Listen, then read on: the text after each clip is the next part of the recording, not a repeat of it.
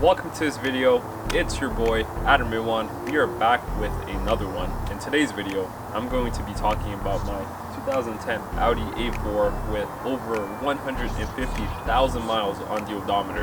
And let me tell you a couple of things. With this car here, has it left me on the road? 0 times.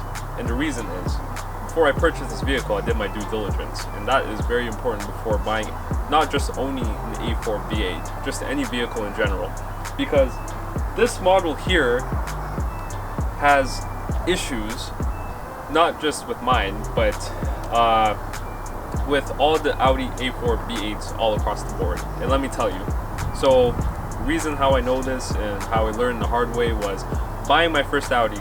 So this one's my second one, but my first one, I saw it for a good price. I thought it was good, but I got burned at the end. And the reason is, these cars are known to burn oil, and these cars burn 1 liter to 2 liters per every 1,000 kilometers.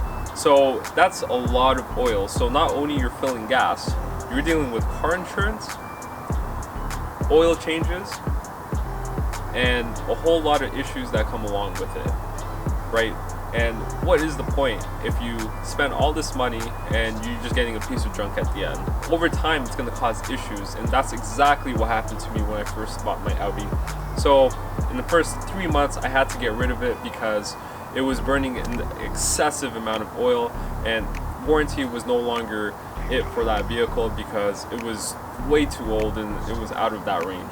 But for my model specifically, the previous owner did take care of the TSB or / warranty. So he did take it to Audi. I have all the documentation to prove that everything has been done to this vehicle. So he did take it to Audi. He did the oil consumption test, and it did fail initially. So it failed when it was around 30,000 miles, which is very young for a vehicle, right? So when it failed, Audi had to replace all the pistons and all the rings essentially for free, right? So they completed everything all under warranty, and there was a small fee at the end, but that was just for miscellaneous, right? So the previous owner did take care of it, and as of today, I did put 110 to 120,000 miles on top of what the previous owner did, and it does not burn a single drop of oil. So I could say that as long as you do your due diligence before you purchase a vehicle just like this one here, or just a vehicle in general, please do your homework and see what the common issues are with these vehicles, because at the end of the day, it could be a very, very, very hefty fee of replacing a motor or doing the piston itself.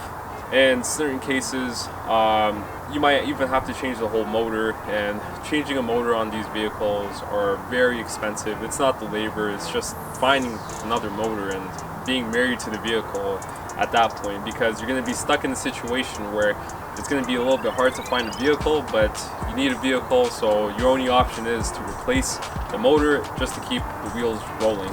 So in this case, the vehicle is mint. I do my oil changes every 6,000 kilometers. I tried to do it sooner, but if you guys could do it sooner, you are golden.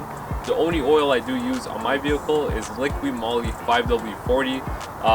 It's usually good for 8,000, 9,000 kilometers, but as this vehicle is aging, I'm just very, very vigilant when it comes to like oil changes. But at the end of the day, it's what you guys want to do, and it's how you guys want to take care of your vehicle, right? It does take care of me, so I'm gonna give her the best kind of treatment because she's been good to me. So if you guys have any questions before buying your first Audi, feel free to hit me up. I'll do my best to get back to you guys. And I also want to mention that if you guys are looking for an Audi A4 B8, I would steer away. I would go for the B8.5. I really like the newer body design, body style with the redesigned steering wheel, just a little bit on the infotainment system, the front end and the rear end. I love the J lights. My recommendation is 2015 plus. They did take care of a lot of these issues when these vehicles were facelifted. So that's my recommendation. And once again, if you guys have any questions, you guys can hit me up. I'm always around, and my Instagram is in the description box. Be sure you guys follow. I know you guys are watching, but make sure you guys do follow as well. So I'll see you guys on the next one.